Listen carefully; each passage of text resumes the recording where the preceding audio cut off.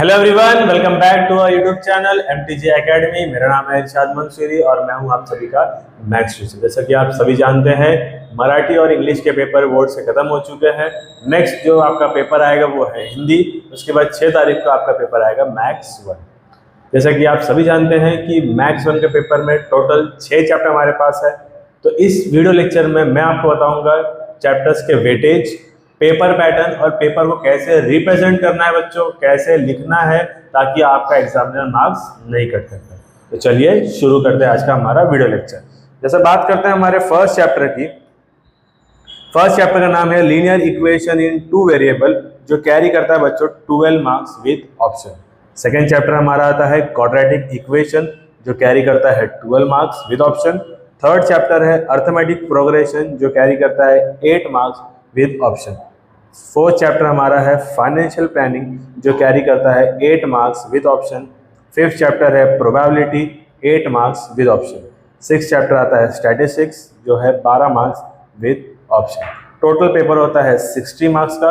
उस 60 मार्क्स में से आपको 40 मार्क्स लिखने हैं और 20 मार्क्स होता है ऑप्शन के साथ। जैसा कि आप सभी लोग हमारे स्क्रीन पर देख सकते हैं कि 1, 2 और 3 मतलब chapter number first, chapter number second और चैप्टर नंबर 6 जो है वो टोटल तीनों मिला के ही कितना मार्क्स दे रहा है आपको बच्चों? 36 मार्क्स दे रहा है। मतलब समझ जाइए कि ये सबसे ज़्यादा इंपॉर्टेंट चैप्टर है। बात करते हैं हमारे अगले की, जिसका नाम है अर्थमेटिक प्रोग्रेशन। जो अर्थमेटिक प्रोग्रेशन, फाइनेंशियल प्लानिंग और प्रोबेबिलिटी, जो टोटल मिला के कितना होता है 16 मार्क्स। सॉरी, टोटल कितना होते हैं 24 मार्क्स। मिला के कितना हो गया 60 मार्क्स विद ऑप्शन। तो आपको पहले की तैयारी क्या करनी है कि सबसे पहले आपको आपका लीनियर इक्वेशन इन 2 वेरिएबल्स पढ़ के खत्म कर देना है। फिर उसके बाद आपको क्वाड्रेटिक इक्वेशन खत्म कर देना है पढ़ के। फिर आपको स्टैटिस्टिक्स खत्म कर देना है। मतलब आपके 36 मार्क्स यहाँ पर क्या हो जाएंगे, कंफर्म हो जाएंगे 40 मार्क्स में से। तो ध्यान रखिए कि आपको कौन सा चैप्टर पहले पढ़ना है, कौन सा चैप्टर बाद में पढ़ना है। बात करते हैं हमारे पेपर पैटर्न की। तो जो पेपर होता है वो बच्चों टोटल 40 मार्क्स का पेपर होता है, 2 आवर्स का पेपर होता है और 10 मिनट्स आपको क्या मिलेंगे, एक्स्ट्रा मिलेंगे। बात करते हैं हमारे पैटर्न की। पहला क्वेश्चन जो आता है बच्चों आपका MCQ होता है, जो कितने मार्क्स के लिए होता है, 4 मार्क्स के लिए। नेक्स्ट आता है क्वेश्चन नंबर 1 में B, जो आता है स्मॉल क्वेश्चन, जो कितने मार्क्स के लिए आएगा, 4 मार्क्स के लिए। फिर आता है क्वेश्चन नंबर 2, जिसमें आता है कंप्लीट द फॉलोइंग एक्टिविटी, जिसमें आपको 3 क्वेश्चन दिया रहेगा, आपको 2 सॉल्व करने हैं। वो कितने मार्क्स के लिए आता है बच्चों? 4 मार्क्स के लिए। फिर आता है उसके अंदर B पार्ट, जो होता है सॉल्व द फॉलोइंग, जिसके अंदर NE4 होता है और ये कितने मार्क्स का होता है? टोटल 8 मार्क्स का होता है। बात करते हैं हमारे क्वेश्चन नंबर 3 की, A की। इसमें वापस से आपको क्या मिलेगा, कंप्लीट द फॉलोइंग एक्टिविटी। ये कितना आएगा, NE1 सॉल्व करने के लिए आएगा, जो कितने मार्क्स के लिए आएगा बच्चों? 3 मार्क्स के लिए। Solve the following part B में आता है, जो कितने मार्क्स के? NE2 आएगा, जो कितने मार्क्स के लिए आएगा? 6 मार्क्स के लिए। बात करते हैं हमारे क्वेश्चन नंबर 4 की, जो आता है सॉल्व द फॉलोइंग। इसमें NE2 सॉल्व करना है, वो आपको कितने मार्क्स के लिए आएगा? 8 मार्क्स के लिए। फिर आता है आपके पास सॉल्व द फॉलोइंग, जिसमें आता है NE1, वो कितने मार्क्स के लिए आएगा? आपको 3 मार्क्स के लिए आएगा। अब यहाँ से आप अगर बच्चों यहाँ तक देखोगे, कहाँ तक? क्वेश्चन नंबर 1 से लेकर क्वेश्चन नंबर 3 तक, तो ये आपको सब क्वेश्चन कहाँ से मिलेंगे? सिर्फ टेक्स्ट बुक से। जो आपके टेक्स्ट बुक है, सॉल्व एग्जाम्पल है, वहां से आपको देखने मिलेंगे। ये जो क्वेश्चन है क्वेश्चन नंबर 4 और क्वेश्चन नंबर 5, ये आपको कौन से क्वेश्चन मिलेंगे? स्किल वाले क्वेश्चन, जिसमें आपको आपके दिमाग लगाना है और उसको सॉल्व करना है। आपके पास खाली कंसेप्ट क्लियर होना चाहिए। अगर आपके सारे कंसेप्ट क्लियर है तो आप इजीली उसको सॉल्व कर सकते हो। मैं आपको बताऊंगा कि इसमें कौन से क्वेश्चन आते हैं और इसमें कौन से क्वेश्चन आते हैं, तो हमारे अगले वीडियो लेक्चर में बताऊंगा मैं आपको। बात करते हैं पेपर अब कि कैसे हमको पेपर मैनेज करना है, टाइम कैसे हमको मैनेज करना है। अब बात करेंगे हम हमारे टाइम मैनेजमेंट की। चलिए शुरू करें। तो देखो 4 MCQ आएंगे आपको, 4 small question, 2 complete the following activity, 4 small question, 1 complete the following activity, 2 big question, 2 वापस से बड़े क्वेश्चन और 1 1। 4 + 4 8, 8 + 2 10, 14, 15, 15 + 5 कितने क्वेश्चन आ गए? 20 क्वेश्चन। आपके पेपर्स होते हैं 2 आवर्स के, प्लस आपको 10 मिनट्स एक्स्ट्रा मिलता है। मतलब 2 आवर्स मीन्स कितना हो गया? 120 + 10 कितना आ गया? 130 मिनट्स का आपका क्या होता है? पेपर होता है। अब इस 130 मिनट में आपको करना क्या है? जैसे कि 130 को अगर हम 20 से डिवाइड करेंगे बच्चों, तो आंसर कितना आएगा 6.5 मिनट। मतलब एक क्वेश्चन आपका कंप्लीट कितने मिनट में होना चाहिए, 6.5 मिनट में होना चाहिए। लेकिन हम 6.5 मिनट नहीं लगाएंगे। हम जो हमारा जितना भी क्वेश्चन है वो कोशिश करेंगे कि सारे क्वेश्चन कितने मिनट में खत्म होने चाहिए, 5 मिनट्स के अंदर क्या होने चाहिए, खत्म होने चाहिए, ताकि हम अपने पेपर को अच्छे से चेक कर सके। बात करते हैं अगर 5 मिनट्स की, तो सबसे पहले आप देख सकते हैं यहाँ पर कि जो हमारा एमसीक्यू है, स्मॉल क्वेश्चन है, plus complete the following activity और सॉल्व द फॉलोइंग और कंप्लीट द फॉलोइंग एक्टिविटी। बच्चों इनमें आपको ज्यादा टाइम नहीं लगाना है, कम हो सके तो कम से कम टाइम लगाइए ताकि आप अपना टाइम बचा सके और वो टाइम आप इस क्वेश्चन के अंदर इसको यूटिलाइज कर सके। तो कोशिश करना है कि आपको कम से कम टाइम लगाना है किसके अंदर, ये क्वेश्चन के अंदर, क्योंकि आपके पास टोटल 130 मिनट्स है और 5 मिनट्स को अगर एक क्वेश्चन लगाओगे तो 20 क्वेश्चन आपके पास सॉल्व करने के लिए है, इंटू 5 करोगे तो आपको कितने टाइम्स हो गए, 100 मिनट आपके हो गए पेपर राइटिंग के लिए। बचता आपके पास कितना मिनट बच गया बच्चों, अभी बचता आपके पास 30 minutes, means half an hour बच गया। अब इस हाफ एन आवर में आपको क्या करना है, आपके पेपर को चेक करना है। अब आप पेपर को चेक कैसे करोगे, कभी भी याद रखो बच्चों के पेपर को आपको हमेशा लास्ट क्वेश्चन से चेक करना है। लास्ट क्वेश्चन से मतलब हमारे क्वेश्चन नंबर 5 और क्वेश्चन नंबर 4 से चेक करना है। क्यों, क्योंकि ये जो है वो आपको कितने मार्क्स कैरी करते हैं, 11 मार्क्स कैरी करते हैं। कि आपने उसके अंदर क्या लिखा है, राइट लिखा है कि रॉन्ग लिखा है, कि आपका क्या कहते हैं उसको कैलकुलेशन मिस्टेक हो गया, प्लस माइनस मिस्टेक हो गया, अभी आपने बराबर से वहां पर यूनिट नहीं डाला है वगैरह वगैरह, ऐसा आपको वहां पर क्या करने हैं, चेक करने करके। फिर आप धीरे धीरे पीछे से स्टार्ट कीजिए पेपर को चेक करना। पहले क्वेश्चन नंबर 5 चेक कीजिए, फिर क्वेश्चन नंबर 4 चेक कीजिए, फिर क्वेश्चन नंबर 3 का बी, क्वेश्चन नंबर 3 का ए, फिर क्वेश्चन नंबर 2 का बी, क्वेश्चन नंबर 2 का ए, फिर क्वेश्चन नंबर 1 का बी, और लास्ट में क्या चेक कीजिए, आप अपना एमसीक्यू चेक कीजिए कि आपने बराबर लिखा है कि नहीं। अब बच्चों एक चीज ध्यान रखना है कि आपको मार्क्स अपने बचाने कैसे आपको अपने मार्क्स बचाने हैं। अगर आप सपोज एमसीक्यू वगैरह लिख रहे, अगर आप श्योर नहीं है कि आपके आंसर राइट है या फिर रॉन्ग है, अगर आप 100% श्योर है तो उसको लिख दीजिए और नीचे क्या कर दीजिए, डैश मार दीजिए।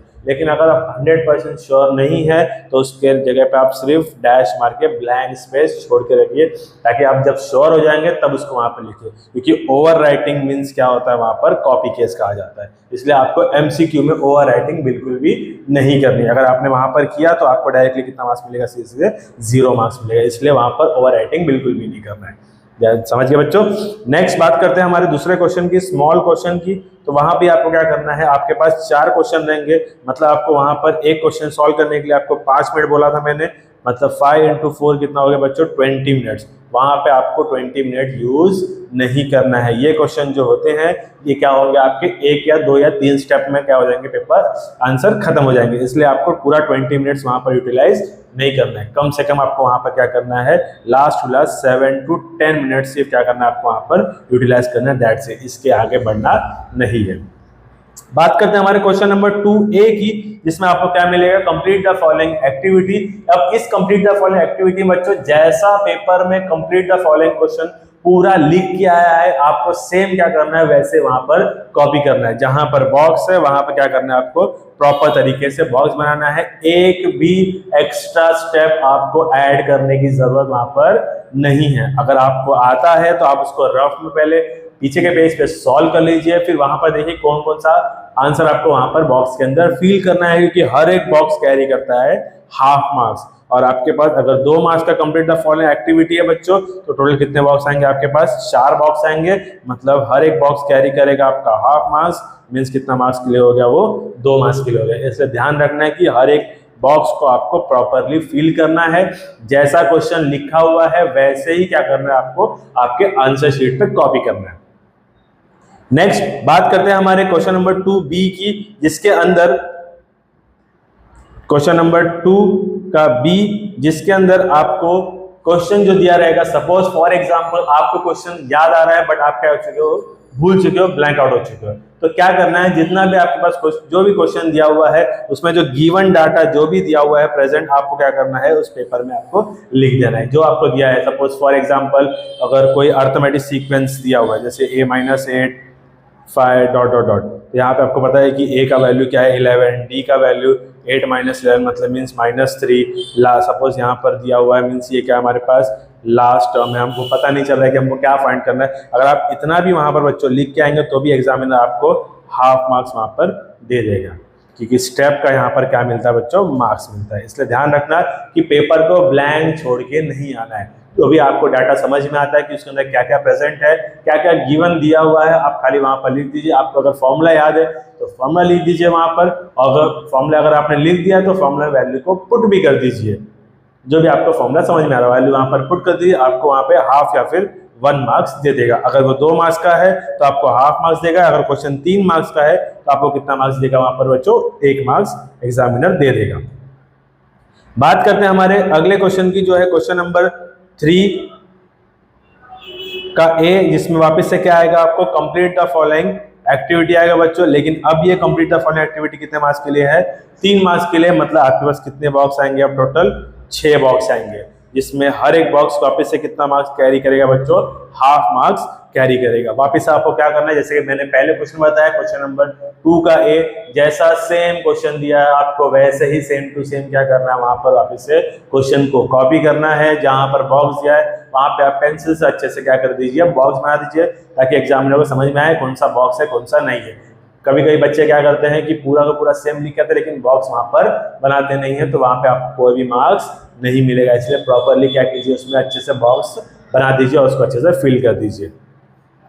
और रही बात दूसरी चीज कि अगर आप बॉक्स में कोई आंसर लिख रहे हैं, सपोज बॉक्स में आपका आंसर 2x आ रहा है लेकिन वहां पर आपको 2x स्क्वायर चाहिए, तो उसको कट करके साइड में वापस से अच्छे से बॉक्स बनाइए। लेकिन आपको कट भी कैसे करना है, जब आप कट करोगे सिंगल एक खाली क्या करना है, ऐसे कट कर देना है, साइड में बॉक्स बना के अच्छे से वहां पर क्या लिखना है आपको, आपका आंसर लिखना है, ताकि एग्जामिनर को समझ में आए कि जो आपने बॉक्स बनाया है वहां पर वो कट किया है। बॉक्स के अंदर ओवर राइटिंग करने की जरूरत नहीं है। अगर एग्जामिनर को समझ में नहीं आएगा तो आपको वहां पे कोई भी मार्क्स नहीं मिलेगा।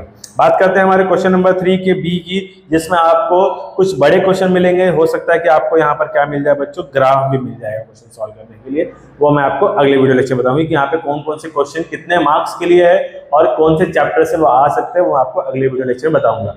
इस वीडियो लेक्चर में हम सिर्फ इतना ही देखेंगे कि पेपर पैटर्न हमारा क्या था और क्या नहीं था, कैसे आपको पेपर को प्रेजेंट करना है, कैसे करना है। अब आप सपोज फॉर एग्जांपल, अगर सपोज ये आपका आंसर शीट है जिसमें ये आपकी बॉर्डर लाइन हो गई, यहाँ पर आपको क्वेश्चन नंबर के लिए स्पेस होता है, क्वेश्चन नंबर आपने लिख दिया सपोज क्वेश्चन नंबर 2 और यहाँ पर आपने क्या लिख दिया, बी, सॉल्व द फॉलोइंग। अब ध्यान रखो बच्चों, अगर यहाँ पर आपको एनी 4 सॉल्व करना है तो आपको एनी 4 अगर आपको सॉल्व करना है तो आपके पास टोटल 5 क्वेश्चन दिए रहेंगे। सपोज फॉर एग्जांपल आपको फर्स्ट आता है, सेकंड आता है, फोर्थ आता है और फिफ्थ आता है, थर्ड आपको नहीं आता। तो जो आपको आता है पहले उसको आप प्रॉपरली अच्छे से लिख दीजिए। जिसमें आपको डाउट है उसको क्या कीजिए, आप लास्ट में लिख दीजिए। ओके, तो यहाँ पर हम अब लिखना कैसे है, फॉर एग्जाम्पल यहाँ पे आपके पास पहला क्वेश्चन लिखा हुआ है कि 2x + 3y = 4। Next 3x + 2y = 6. Solve the following simultaneously.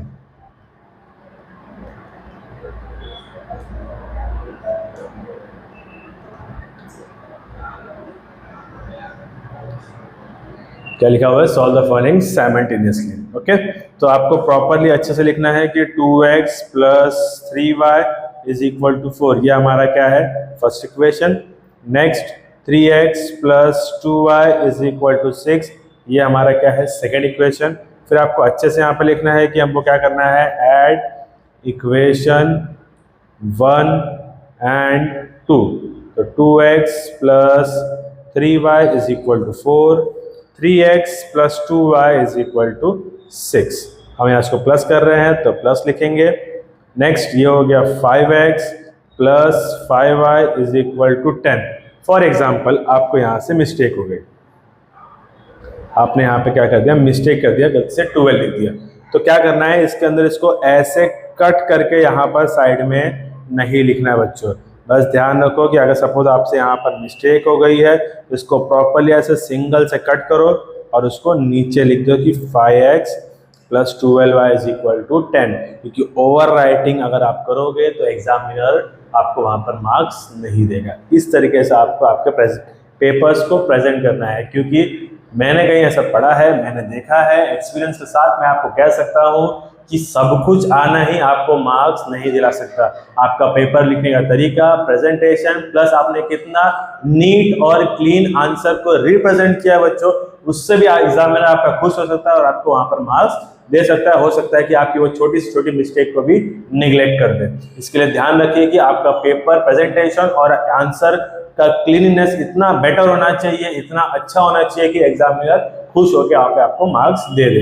Last में जब भी आप सॉल्व करोगे साइमल्टेनियस इक्वेशन, फॉर एग्जांपल आपको आंसर मिल गया, एक आंसर आ गया 2 और एक आंसर आ गया 3 फॉर एग्जांपल, तो आपको लास्ट में वहां पे क्या लिखना है, सॉल्यूशन सेट, जो आपका क्या है 2,3। ऐसे आपको क्या करना है, आंसर्स को रिप्रेजेंट करना है ताकि वहां पे एग्जामिनर को अच्छा लगे। आई होप आपको ये सारी चीजें यहाँ पर समझ में आई होगी कि ये कैसे आपको पेपर को रिप्रेजेंट करना है, कितने मार्क्स का आपका पेपर आता है, प्लस कौन से क्वेश्चन एग्जाम में पूछे जा सकते हैं, मैं आपको अगले वीडियो लेक्चर बताऊंगा। प्लस आपको समझ में आएगा आपको आपका टाइम कैसे मैनेज करना है, पेपर का वेटेज कौन सा, किसका ज्यादा है, किसका कम है, कौन सा आपको पहले पढ़ना है, कौन सा आपको बाद में पढ़ना है। तो बच्चों मिलते हैं हम अपने अगले वीडियो लेक्चर में, जहां पर मैं आपको एक्सप्लेन करूंगा कि आपको इस चैप्टर के अंदर से कौन से क्वेश्चन कितने मार्क्स के लिए पूछेंगे। तब तक के लिए वीडियो को अगर आपको समझ में आया तो वीडियो को लाइक कीजिए, चैनल को सब्सक्राइब कीजिए अगर आप नए हो, बेल आइकन को प्रेस कीजिए ताकि आपसे कोई भी अपडेट मिस ना हो। तब तक के सभी बच्चों को ऑल द बेस्ट,